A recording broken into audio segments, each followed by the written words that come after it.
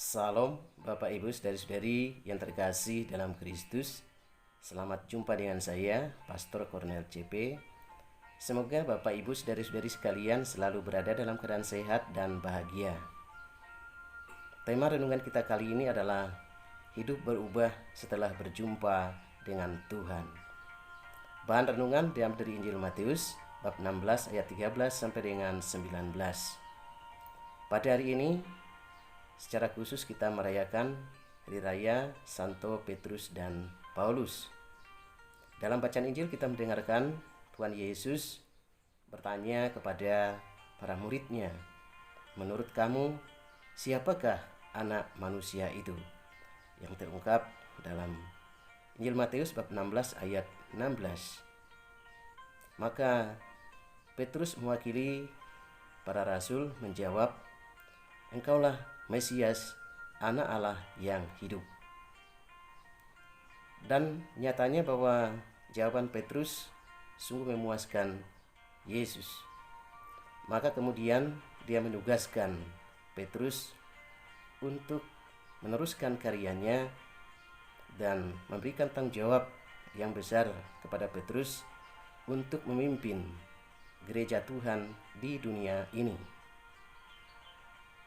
Bapak Ibu Saudari-saudari yang terkasih dalam Kristus, memang sejak awal gereja sangat menghormati Santo Petrus dan Paulus bersama-sama, karena kedua rasul ini dianggap sebagai soko guru atau tulang punggung gereja. Dan kuasa yang diberikan Yesus kepada Petrus sangat besar. "Engkau adalah Petrus, dan di atas batu karang ini aku akan mendirikan jemaatku, dan alam maut tidak akan menguasainya. Kepadamu akan kuberikan kunci kerajaan surga." Injil Matius bab 16 ayat 18 sampai dengan 19. Dan dalam perjalanan hidupnya, Petrus membuktikan kesetiaannya kepada Yesus dan menjalankan tugasnya untuk memimpin gereja. Bapak Ibu Saudari-saudari yang terkasih dalam Kristus, menarik ialah bahwa Petrus mengenal Yesus ketika diperkenalkan oleh saudaranya Andreas kepadanya. Andreas berkata, "Kami telah melihat Tuhan. Kami sudah menemukan Mesias." Yohanes bab 1 ayat 41 sampai dengan 42. Dan sejak itu Petrus mengikuti Yesus dan meninggalkan segala-galanya di dalam hidupnya. Selanjutnya, sejak berjumpa dengan Yesus, terjadi suatu perubahan dalam hidup Petrus. Dan perubahan itu terjadi kepada arah hidup yang lebih baik. Dan dalam kenyataannya, Petrus sungguh-sungguh melaksanakan amanat yang diberikan oleh Yesus kepadanya. Ia tetap setia menjalankan tugasnya, memimpin gereja, dan dia sungguh setia kepada Kristus Sang Guru itu. Berikutnya, Bapak Ibu Saudari-saudari yang terkasih dalam Kristus, yaitu tentang Paulus. Kisah hidup Paulus sangat unik. Oleh karena apa? Oleh karena dia pada awalnya adalah seorang yang bergiat untuk menganiaya para pengikut Kristus.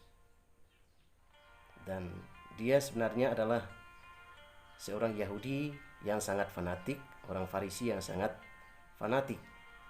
Dan dia adalah seorang yang terpelajar. Dia berguru pada guru yang terkenal, yaitu Gamaliel.